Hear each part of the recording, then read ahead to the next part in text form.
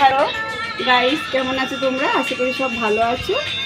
আর তো তোমরা কেমন আছো বলো?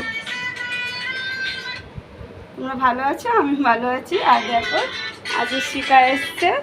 ও একটু ভিডিও করতে চেয়েছিল যে দিদির সাথে ভিডিও করব, কিন্তু আমার সাথে ভিডিও করবো বলে রেডি হয়েছিলাম। তো আজকের আমার বাড়ি থেকে আমার মাস শাশুড়ি, পিস শাশুড়ি অনেকজন এসে গেছে, তাই ভিডিও করতে পারলাম না। তো ওদের সামনে তো জিন্স টপ পরে থাকা যাবে না, তো আমাকে এখন শাড়ি পরতে হবে কি নাইটি পরতে হবে। আর শিকা দিদির মনটা খুব খারাপ হয়ে আছে, বসে আছে। দেখো, শিকা দিদির মনটা খুব খারাপ হয়ে বসে আছে। আর আমার ভালো লাগে না, কি করবো বলো? আর এই যে ফুচকুটা দেখো, এই ফুচকুটা যখনই দেখবে, ফুচকুটা আমার বাড়িতে, ফুচকুটাকে দেখবে আমার বাড়ি ছাড়াই হবে না।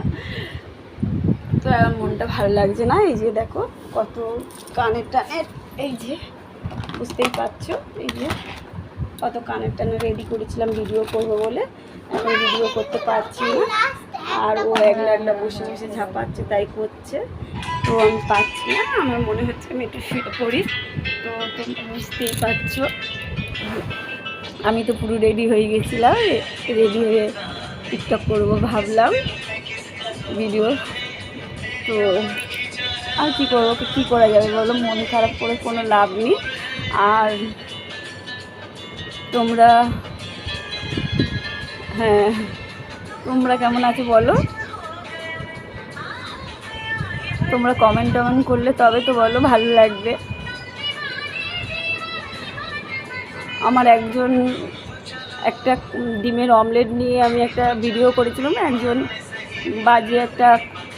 বাজে একটা মানে কমেন্ট করেছিল অমলেট নিয়ে। তো আমি ওর উত্তরটা দিলাম না।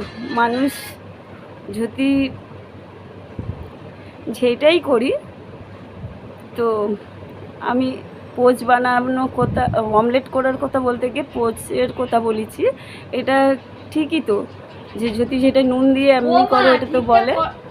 আর এই যে আমার মেয়ে মামতি, তোমরা মামতিকে জানো, ও যে ভিডিও করে, ও মানে আমাদেরকে ভিডিও সাহায্য করে। তোমরা ভালো থেকো সবাই। আর এখন বাড়ির অবস্থা, আমার মেয়ে চিল্লাচ্ছে, দেখো ঘর বাড়ির কি অবস্থা তোমরা দেখতেই পাচ্ছ। আর আমি তো যখন ভিডিও করার কথা বলো, তখন আমি একদম প্রাণ খুলে ভিডিও করতে যাই। ঘর বাড়ির অবস্থা খুব বাজে থাকে। আর ওই যে ও গুছোচ্ছে,